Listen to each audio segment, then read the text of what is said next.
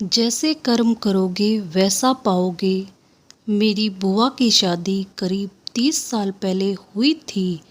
तब मैं करीब 8 वर्ष की थी। मेरे फूफा जी के 3 छोटे भाई हैं और सबसे छोटी एक बहन है। घर में वो सबसे बड़े हैं।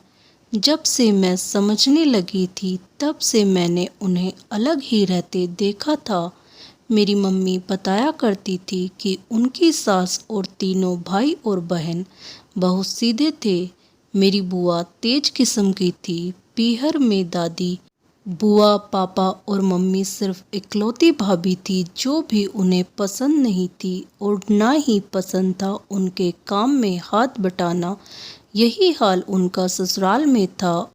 उनके पति के अलावा घर में और किसी का रहना और अन्य का काम करना उनको पसंद नहीं था। और वहाँ तो उन दोनों सहित परिवार में 7 जने थे। फूफा जी की सरकारी नौकरी थी पर थे बहुत सीधे।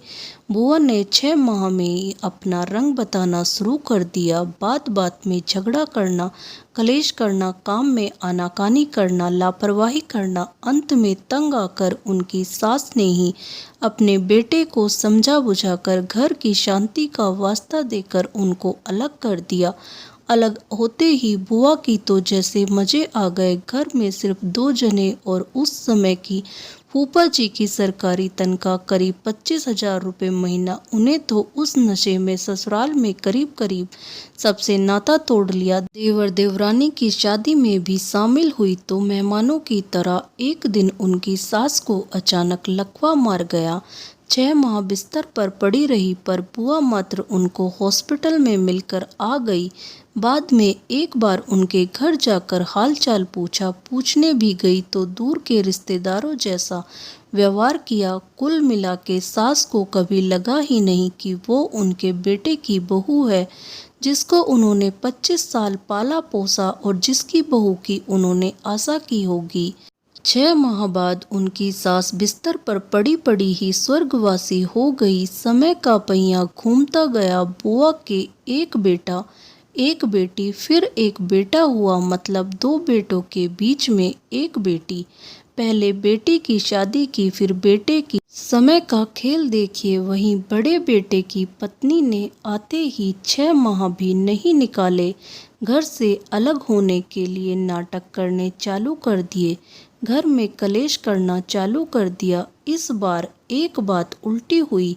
बहू नौकरी पेशे थी, सरकारी हॉस्पिटल में नर्स थी। बुआ और फूफा जी ने जैसे तैसे 1 साल निकाला और दूसरे बेटे की शादी की कि काश दूसरे वाली सही आएगी, पर दूसरी वाली पहली वाली से भी तेज निकली। बड़ी वाली तो सास ससुर से लड़ती ही थी, अब दूसरी वाली भी तैयार थी। साथ साथ वो आपस में भी लड़ने से नहीं चूकती थी। अंत में तंग आकर बुआ जी, फूफा जी ने अपने दोनों मकान दोनों बेटों को दे दिए और खुद किराए के मकान में जाकर अलग रहने लगे। उन्हें अलग रहते साल भर ही हुआ था कि बुआ को लकवा मार गया। लकवे से उनके मुंह, एक हाथ, एक पैर ने काम करना बंद कर दिया।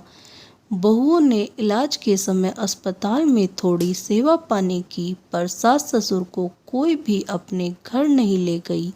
धीरे धीरे बुआ की हालत में कुछ सुधार हुआ।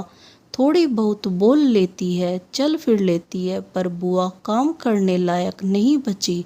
आज इस बात को 10 साल हो गए। आज भी बुआ और फूफा जी दोनों अलग रहते हैं। उन दोनों का खाना बनाने से लेकर सारे काम फूफा जी करते हैं।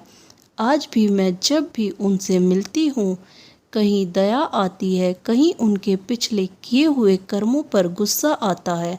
बहुत कुछ उनको कहना चाहती हूँ, फिर रुक जाती हूँ। शायद भगवान की दुनिया में अपने कर्मों की सजा भी यही है। ऊपर कुछ नहीं, लेकिन बस हम इंसान की समझ में ये बात नहीं आती है। आज हम बहू है तो कल को हम ही सास भी बनेंगे। आज जो हम अपनी सास के साथ करेगी, कल को वही हमारी बहू हमारे साथ करेगी। हमेशा अपने बड़ों के साथ अच्छे से पेश आए। कोई ऐसा कर्म ना करे जो बाद में हमारे साथ आए। दोस्तों, आपको ये कहानी अच्छी लगी तो कहानी को लाइक करें और मेरे चैनल को सब्सक्राइब करना ना भूलें। धन्यवाद। राधे राधे।